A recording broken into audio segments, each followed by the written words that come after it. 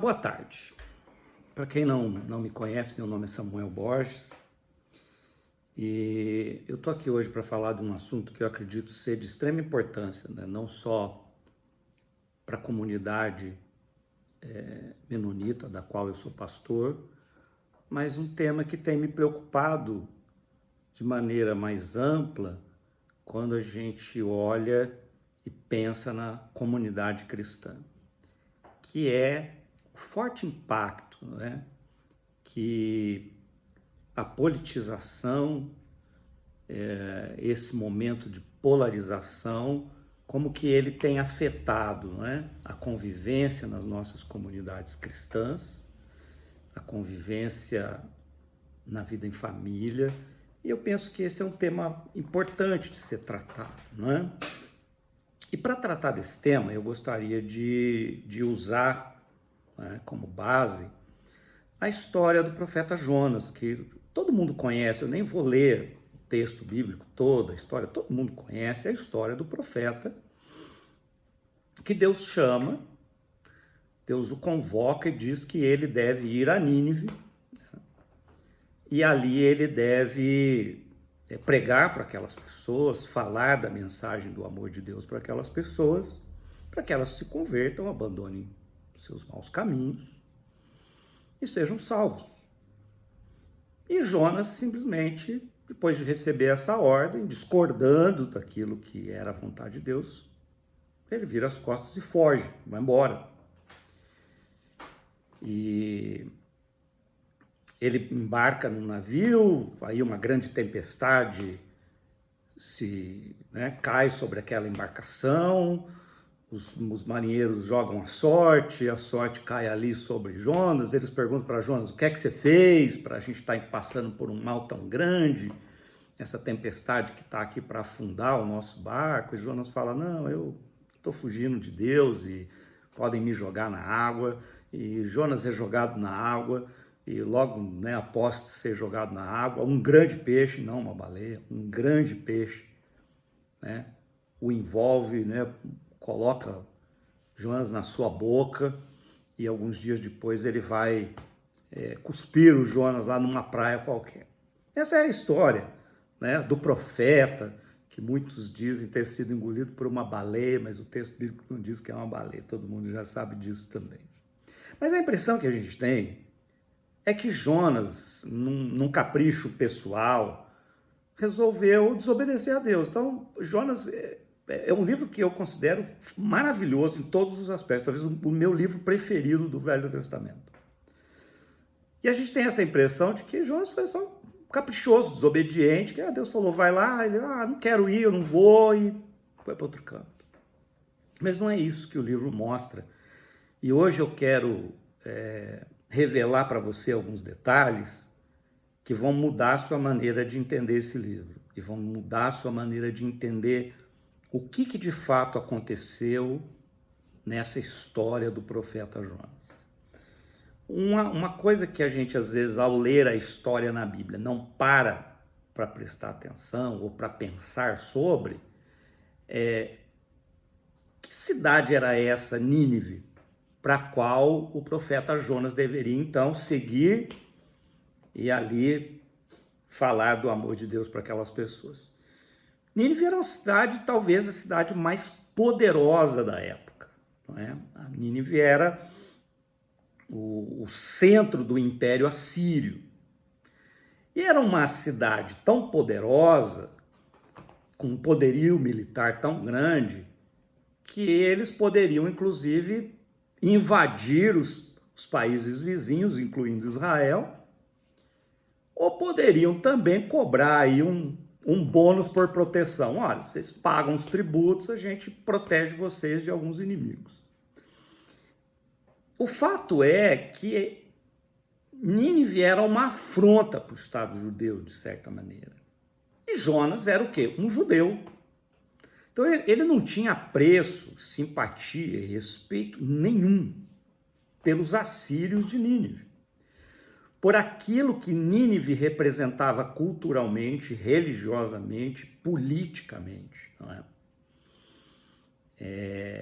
Então Jonas ele considera a ordem que Deus dá para ele uma afronta, né?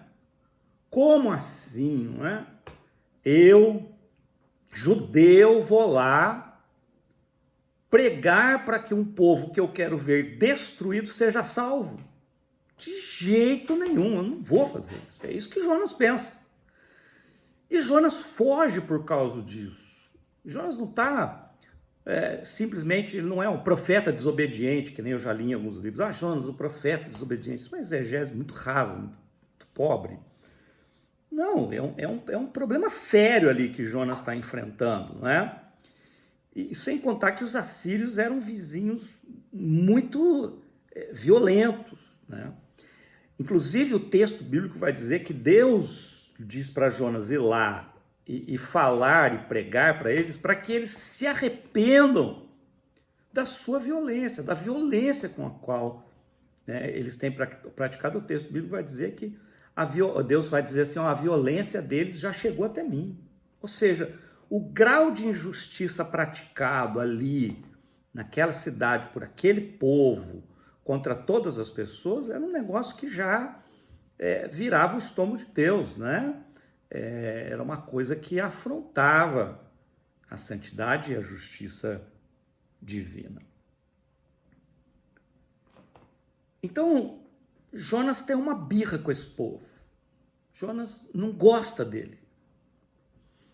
Assim como a direita odeia a esquerda e a esquerda detesta a direita, Jonas detestava aquele povo. Por que eu estou falando de direita e esquerda? Porque a gente vive um momento no nosso país que essa discussão direita e esquerda se acirrou, polarizou mais, né? Ela era uma discussão mais amena antigamente, agora ela polarizou, ela foi para os extremos, né? E hoje isso tem gerado um efeito extremamente negativo na convivência das pessoas, a ponto de irmãos de uma mesma comunidade não se falarem mais, não se olharem na cara, a ponto de familiares deixarem de conversar, né, uns com os outros, deixarem de confraternizar numa festa de final de ano, porque fulano é de esquerda, porque o outro é um fascista de direita, enfim. E a questão é que é exatamente isso que está acontecendo aqui. É exatamente esse o comportamento reprovado por Deus em Jonas. Por quê? Pensa comigo. O que é que Jonas faz? Jonas é enviado para falar para os assírios, um povo, como eu disse, para quem ele não tem apreço, respeito, um povo para o qual o desejo real de Jonas é que aquele povo fosse destruído, porque ele era uma ameaça para o Estado judeu, né? E Jonas faz o quê? Se a gente for entender o texto mesmo, ao pé da letra, a gente vai entender o seguinte: Jonas tem mandamento da parte de Deus. Olha, faça isso, vá lá e pregue para aquele povo, para que eles se arrependam dos seus maus caminhos e sejam salvos.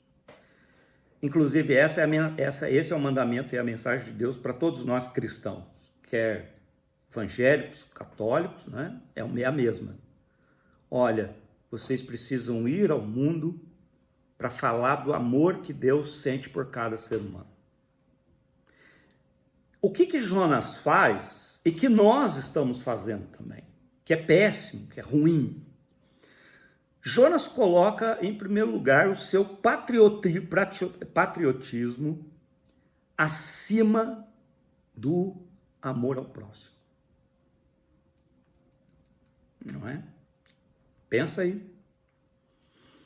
Não, a nação de Israel, o meu patriotismo à nação de Israel tem que estar acima, inclusive, da lei de Deus, do mandamento de Deus. E quando eu falo lei de Deus, mandamento de Deus, a lei e o mandamento de Deus é o amor ao próximo. Né, o resumo que Jesus faz da Bíblia qual é? Amar a Deus sobre todas as coisas, ao próximo como a ti mesmo. Esse é o mandamento. Esse é o mandamento, não é um mandamento, é o mandamento. Eu, cristão, preciso amar a Deus acima de todas as coisas e ao próximo como eu amo a mim mesmo. E Jonas faz o quê? Não. O patriotismo vem em primeiro lugar. O Brasil hoje está cheio de patriotas, colocando o seu patriotismo acima do amor ao próximo. Jonas também coloca o seu orgulho religioso acima do amor ao próximo. Não, a minha religião é a certa. O meu culto é o certo. A minha teologia é a certa. Não é? Não há espaço para outro pensar. Não há espaço para outro entendimento a respeito da fé. O meu jeito de pensar a fé é o certo. E eu quero dizer a todo cristão que me ouve agora que essa é uma ideia triste, ridícula, pequena e maligna. Por quê? Quem é que pode se arrogar hoje a dizer que tem o conhecimento pleno de Deus? Se a própria Bíblia diz que os pensamentos de Deus são mais altos que o nosso. Como que a gente pode achar que de fato, quem quer que seja, aliás, eu acho o seguinte, teólogos que estudam com honestidade, sinceridade a palavra de Deus, não se arrogariam a dizer que eles têm a última palavra. Eles têm algum conhecimento. Na mensagem da semana passada eu citei que nós teólogos entendemos que conhecer a Deus a gente usa uma ilustração, né, para dizer isso, que conhecer a Deus é como tentar colocar o mar num cálice de licor. É impossível. Então, qual é a religião certa? A única religião certa? Algumas denominações no mundo se arrogam a esse título. Não, nós somos a religião certa. Se você não estiver na nossa, você está errado. Quem é que pode dizer isso? E a questão final não é nem a religiosidade. Eu acho que a religiosidade é uma parte da espiritualidade. Mas a espiritualidade cristã, ela se resume no que o próprio Senhor Jesus falou. Jesus não resume toda a lei, né? Dizendo que você precisa estar na religião certa. Jesus resume toda a lei à seguinte condição: amar a Deus sobre todas as coisas e ao próximo como a ti mesmo. Isso é o que diz a Bíblia, sua Bíblia, minha Bíblia, a Bíblia de qualquer cristão. Mas o que é que Jonas faz? Jonas coloca o seu orgulho religioso acima do amor ao próximo. Defender a minha religião é mais importante do que amar ao próximo. Defender o meu patriotismo, a minha pátria, é mais importante do que amar ao próximo. E aí a gente faz esse pacote, né? Do chinês nenhum presta. Eu tenho ouvido muito isso, nessa polarização política. Porque o mundo tem 1 bilhão de chineses, mas alguém que sequer tem relacionamento, às vezes, com um chinês, ele quer afirmar que 1 bilhão de chineses não prestam, que estão todos mancomunados na intenção de dominar o mundo, não é? Isso é colocar o patriotismo cego acima do amor ao próximo. A pessoa que pensa assim não tem a mínima compaixão, por exemplo, aos chineses cristãos que são perseguidos e que sequer um tempo podem ter. Porque todos não prestam. Jonas faz mais. Ele coloca as suas convicções políticas acima do amor ao próximo. Jonas desdenhava da cultura dos assírios, da religião dos assírios, da política dos assírios. Então, ele faz o quê? Ele faz um pacote, diz não. Esse povo não pode ser salvo, esse povo tem que ser destruído, porque religiosamente eles erram, porque politicamente eles erram, porque eles não são uma raça digna de ser salva. É isso que Jonas está fazendo. Então Jonas coloca as suas convicções políticas acima de um amor ao próximo. E hoje a gente vê direto nas redes sociais cristãos, ditos cristãos, colocando suas posições políticas acima do amor ao próximo. Gente se ofendendo, se agredindo, se distratando, se xingando mutuamente. E aí o sujeito ainda diz que esta ou aquela posição política é a preferida de Deus. Deus, então a gente vai ter que descobrir agora se Deus é de direita, se Deus é de esquerda, não é? O pessoal da esquerda adora falar que o evangelho é de esquerda, eu não consigo encontrar isso lá, e muito menos que é de direita, né? Mas enfim, eu respeito as convicções políticas, mas quando as convicções políticas do espectro que sejam, começam a ser colocadas acima do amor ao próximo, eu as desprezo. E você deveria desprezar também. Desprezar essas posições, esse radicalismo, essa polarização deveria ser desprezada, porque você, como cristão, tem que colocar o amor ao próximo em primeiro lugar. Primeiro lugar. Jonas coloca o seu racismo, a sua convicção de que nós, judeus, somos o povo de Deus, nós sim merecemos ser salvos, ser abençoados, ter prosperidade, crescer, se multiplicar. Nós não, mas os assírios não, pelo amor de Deus, os assírios não, os chineses não.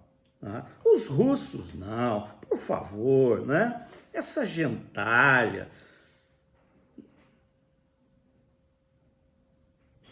E você consegue parar para pensar que muitos, não são poucos hoje, muitos ditos cristãos, porque eu não acredito que um cristão de verdade fale uma coisa dessa. Um cristão alinhado com o amor de Deus, um cristão que tem o seu coração em harmonia com o coração de Deus, e não faz uma coisa abominável e maligna como essa. Então Jonas, em síntese, Jonas foge, porque entre obedecer a Deus e amar ao próximo, ele prefere colocar acima disso o seu patriotismo, o seu orgulho religioso, as suas convicções políticas e seu racismo.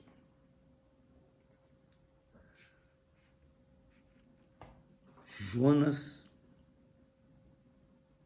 embora judeu, né, um homem que poderia dizer, eu sou do povo de Deus, Jonas desejava mesmo, era a destruição dos assírios. A destruição, a condenação daquele que é diferente. E não é isso que nós estamos fazendo hoje. Querendo a destruição do diferente.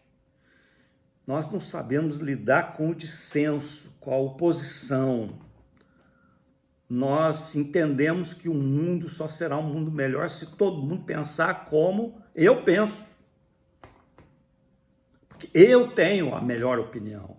Eu sou da melhor raça, eu tenho as melhores convicções políticas, eu tenho a melhor religião, eu tenho a melhor cultura.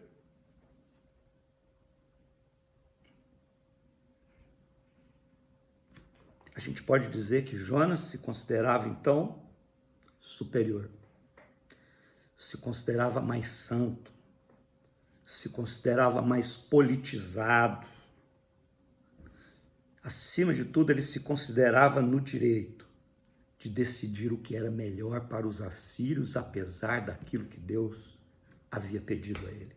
Não é, você consegue ver aqui que prepotência, que soberba, que cegueira, que atitude maligna a de Jonas. E mesmo assim, Deus não o despreza. Ele foge, Deus vai lá, pega o caboclo, o peixe joga ele numa praia. Deus diz, olha, vai lá, você vai ter que fazer o que eu falei. Por quê? Porque Deus entendia uma coisa que é muito importante nesse texto. Os assírios estavam vivendo de maneira equivocada. E Deus precisava salvá-los. Jonas também estava vivendo uma vida equivocada, espiritualmente equivocada. E Deus também precisava salvá-lo. É por isso que Deus não desiste de Jonas. É por isso que Deus fala, vem cá que eu vou te mostrar umas coisas. Deus, diferente de Jonas, queria salvar os assírios. Queria que os assírios se arrependessem de suas atitudes violentas. Queria que eles parassem de ser aquela sociedade violenta. E o interessante é que Deus não queria transformar os assírios em judeus. Olha que coisa. Deus não disse para Jonas, vai lá pregar, vamos ver se a gente transforma os assírios em judeus, para que eles venham para a sociedade certa, para a posição política certa, para a religião certa. Não é incrível? Você já parou para pensar isso no texto? Que Deus não disse para Jonas, vamos transformar esses asquerosos assírios em judeus decentes, cidadãos do reino. Não. Deus queria que os assírios, dentro de sua cultura, de suas visões religiosas, políticas, sociais, encontrassem um jeito melhor de viver. É isso que o texto diz. Você não vai encontrar lá no texto Deus dizendo que quer transformar, né, os assírios em judeus. Né? Você não vai encontrar no livro uma menção de que Deus queira alterar as crenças religiosas daquele povo. Deus queria apenas que eles fossem mais humanos, solidários e amorosos. Por quê? Porque é esse o objetivo da espiritualidade.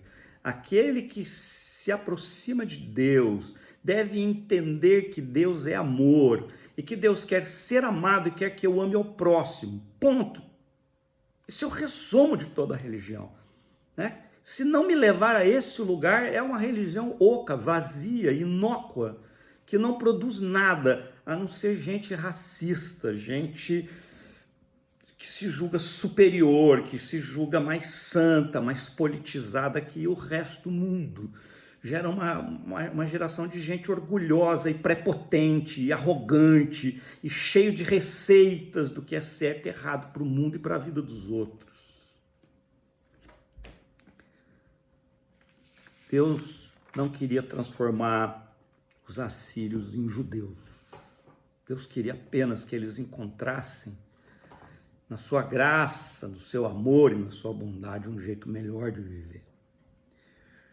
Agora eu quero trazer um pouco dessa meditação para você. Eu quero que você pense o seguinte. Ultimamente você tem dito ou escrito nas redes sociais palavras como petralha, fascista, bolsominion, gado, esquerdalha. Tem?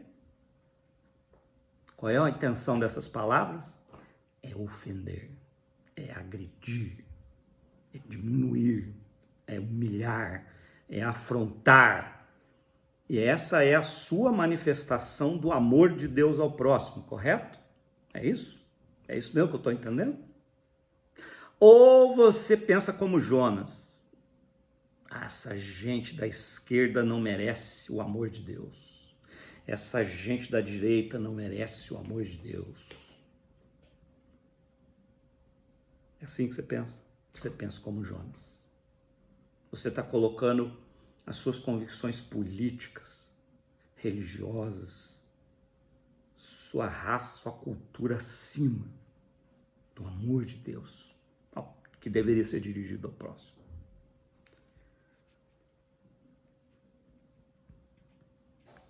Na intimidade do seu coração, na intimidade do seu coração, você pensa coisas como, só podia ser um baiano preguiçoso?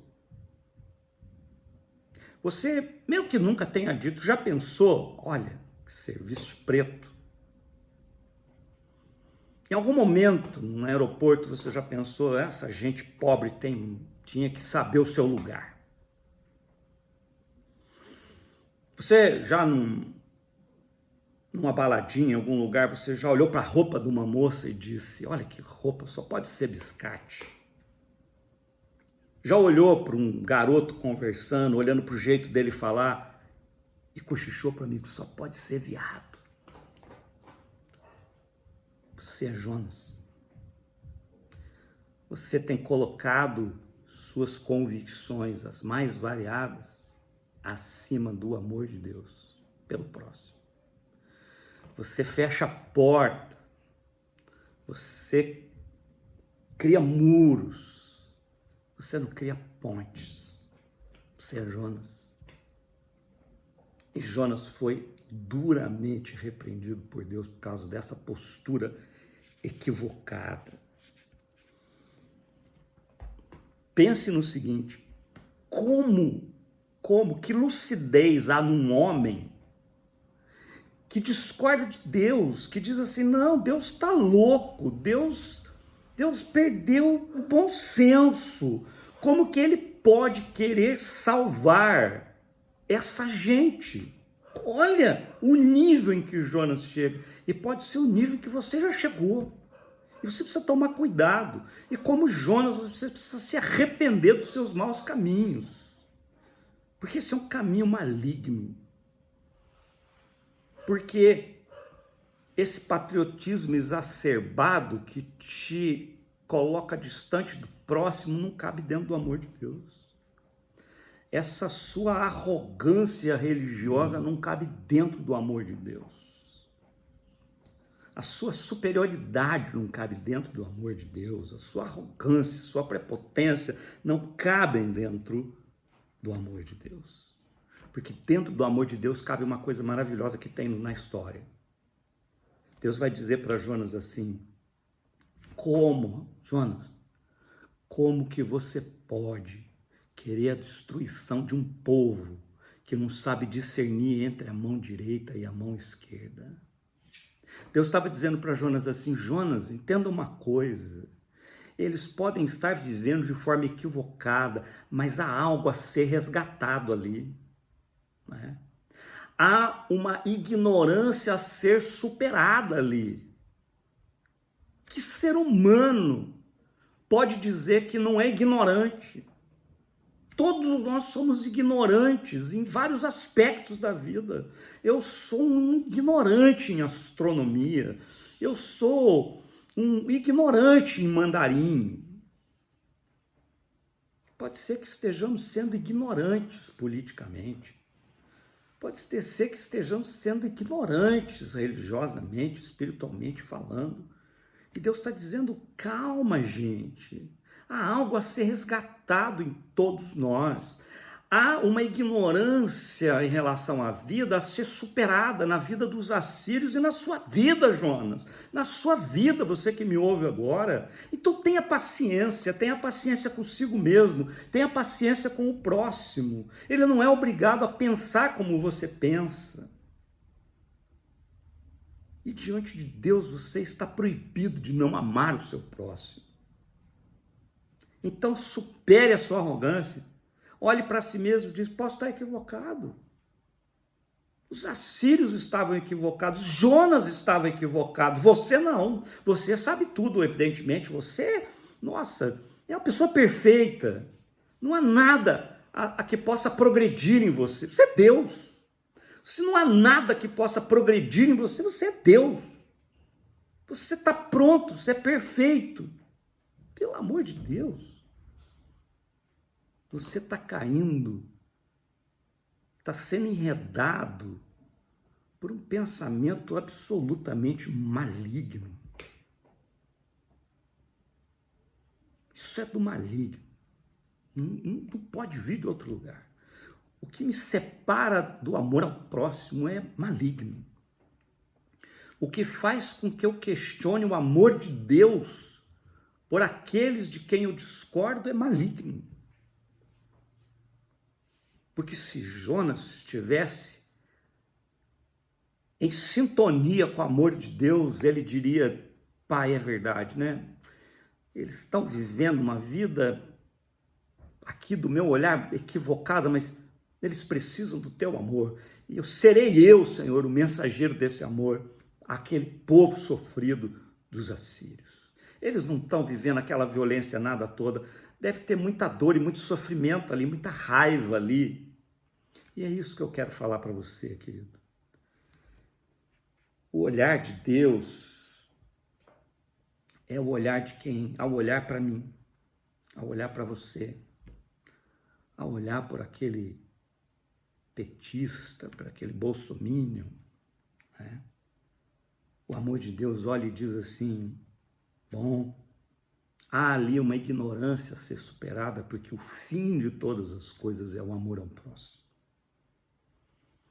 Se há algo que me impede de amar o próximo, é uma ignorância a ser superada. Deus está olhando para mim, para você que me ouve hoje, está dizendo assim: paciência. Há uma dor e um sofrimento a ser superado ali na vida daquela pessoa que está agindo de maneira violenta, que está agindo de maneira amargurada, ríspida. Deus olha para mim, para você, para outras pessoas e vai dizer: calma. Só o amor vai poder superar o ódio que aquela pessoa sente dos outros. O olhar de Deus é o olhar de quem diz o seguinte: Deus olha para mim, para você, para os assírios, para os Jonas, para os petistas, para os bolsonaristas, para os chineses, para os americanos e diz assim: há um potencial de redenção ali que só o amor e o perdão podem ativar. Há um potencial de redenção em cada ser humano e só o maligno e o ódio e a arrogância e a prepotência é que podem fazer com que o amor de Deus não chegue até a vida dessas pessoas. Deus olha para os assírios, Deus olha para Jonas, Deus olha para mim e diz: existe ali coisas que precisam ser superadas. E eu só espero que você tenha o bom senso, a humildade de entender do que é que a gente está falando aqui. E se você entender e se arrepender, vá se reconciliar com um familiar com quem você não tem falado. Vá se reconciliar com um membro da tua igreja com quem você não tem falado. Vá se reconciliar com os amigos que você perdeu por causa dessa politização estúpida, desse radicalismo maligno. Entenda o seguinte: as pessoas têm direito a ter as suas convicções.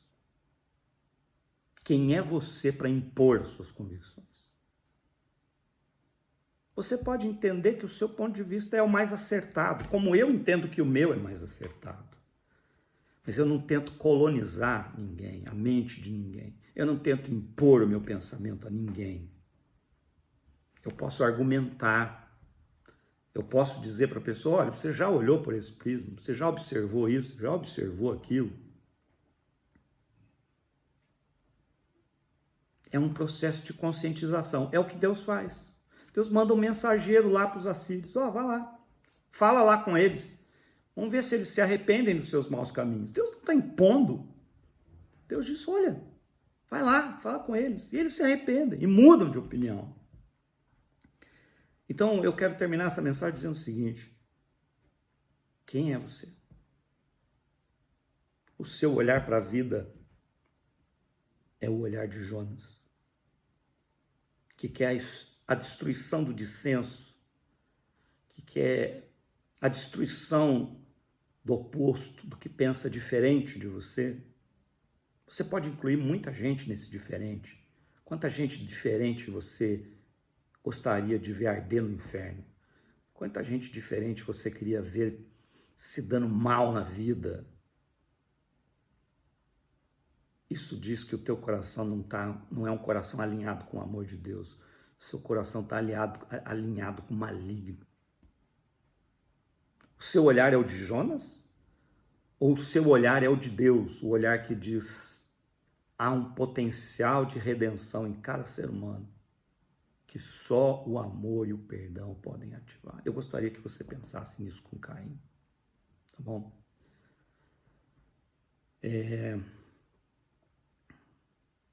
Eu penso que esse é um tema muito sensível, muito importante. Não estou dizendo que você precisa abrir mão de suas convicções. Estou só dizendo que você tem o direito de ter suas convicções políticas, sejam elas quais forem. Mas no momento em que você colocar suas convicções políticas, seu patriotismo, sua raça, acima do amor que você deve ao próximo, porque isso é cristão, porque isso é mandamento de Deus, você está errado. Você precisa se arrepender. Porque no arrependimento há perdão e há a possibilidade de se começar de novo. Vamos orar. Senhor Deus e Pai, nós queremos agradecer ao Senhor pela inspiração desse livro sobre o qual tratamos hoje. Que belas, que profundas, que significativas são as lições que a gente pode tirar da história do profeta Jonas. Nos ajuda a ter, através da ação do Teu Espírito Santo, a luz e o discernimento necessário para superar o nosso ódio, para superar a nossa arrogância, a nossa prepotência, para superar o que é maligno na nossa vida.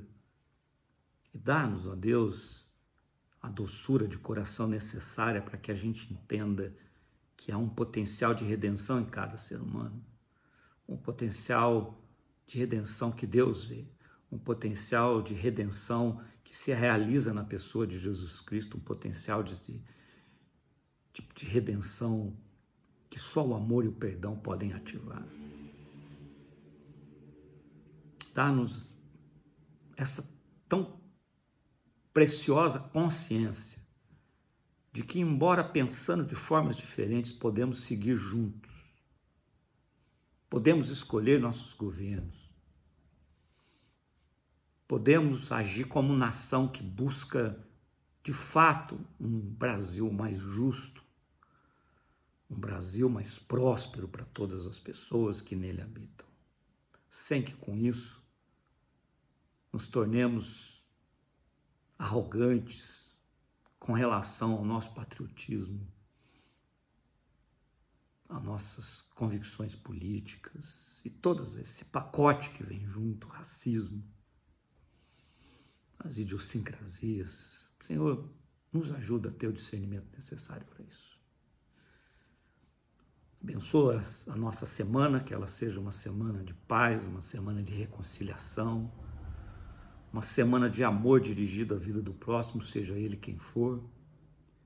Que seja uma semana que possamos viver debaixo do Teu amor, da Tua segurança, dos Teus cuidados sobre as nossas vidas, livrando-nos do mal, livrando-nos dos homens maus, livrando-nos dos perigos desta vida. Dá-nos a Tua bênção, dá-nos a Tua paz. É o que nós pedimos em nome de Cristo Jesus. Amém. Que o amor de Deus o Pai, que as ternas consolações do Espírito Santo e que a graça de nosso Senhor Jesus Cristo sejam sobre as nossas vidas, agora e para todos sempre. Amém. Querido, Deus abençoe minha vida, sua vida, a vida das pessoas que você ama e que você reflita com carinho sobre esse bate-papo leve, gostoso que a gente teve aqui, tá bom? Um grande abraço, Deus abençoe a sua vida.